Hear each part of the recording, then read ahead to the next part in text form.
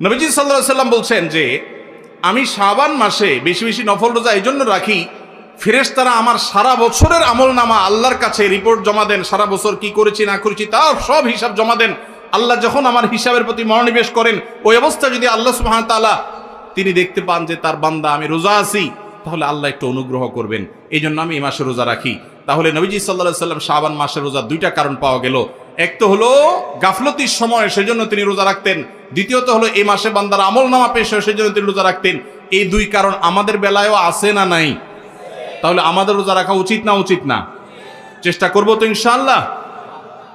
ভাইরা আমার, একটা প্রশ্ন আপনাদের মনে হইতে পারে, সেটা হলো আমরা তো শুনছি মানুষের আমল নামা সকালে বিকালে আল্লাহর কাছে জমা হয়, ফেরেশতারা জমা করে, আবার এখন শুনলাম শাবান মাসে জমা হয়।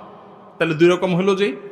এর উত্তর হলো আল্লাহ রাব্বুল আলামিনের কাছে আল্লাহর ফেরেশতারা মানুষের আমল নামাকে তিন ধাপে, তিন স্তরে, তিনটা লেয়ারে, তিনটা সময়ে আলাদা আলাদা ভাবে উপস্থাপন করে।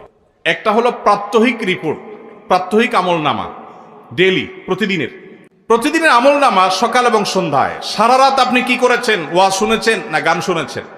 ভালো কাজ করেছেন না মন্দ কাজ করেছেন? সারা রাতে কি করেছেন? প্রত্যেকটা মানুষের হিসাব আল্লাহ রাব্বুল আলামিনের কাছে প্রত্যেকটা ভোরে ওই রাতের ডিউটি থাকা ফেরেশতারা জমা দেন। আবার সারাদিন আমরা যা করি না করি, সন্ধ্যায় সারাদিনের ডিউটিতে রত ফেরেশতারা আল্লাহর কাছে জমা দেন। তাহলে বান্দার আমল নামা, বান্দার রিপোর্ট জমা দেওয়া হয় একটা হলো প্রাত্যহিক, প্রতিদিন। সেটা কখন? সকাল এবং সন্ধ্যা। বান্দার আমল নামা জমা দেওয়া হয় আরেকটা লেয়ারে, সেটা হলো প্রত্যেক সপ্তাহে 2 দিন, সোমবার এবং বৃহস্পতিবার। নবীজি সাল্লাল্লাহু আলাইহি ওয়াসাল্লাম যেন সোমবার বৃহস্পতিবার রোজা রাখতেন, কারণ সোমবার এবং বৃহস্পতিবার বান্দার আমল নামা ফেরেশতারা আল্লাহর কাছে পেশ করেন। তাহলে একটা হলো ডেইলি আমল নামা পেশ, সেটা সকাল সন্ধ্যা। একটা হলো সাপ্তাহিক আমল নামা পেশ, সেটা হলো সোম বৃহস্পতি। আর একটা হলো বার্ষিক রিপোর্ট পেশ, সেটা কখন? শাবান মাস। বিভিন্ন অফিসে যারা চাকরি করেন, মাসের হিসাব দেওয়া লাগে একরকম, ডেইলির হিসাব দেওয়া লাগে আরেক রকম, বার্ষিক রিপোর্ট দেওয়া লাগে আরেক রকম, আছে না নাই? ঠিক একইভাবে আল্লাহ রাব্বুল আলামিনের কাছে আমাদের আমল নামা পেশ করা হয়।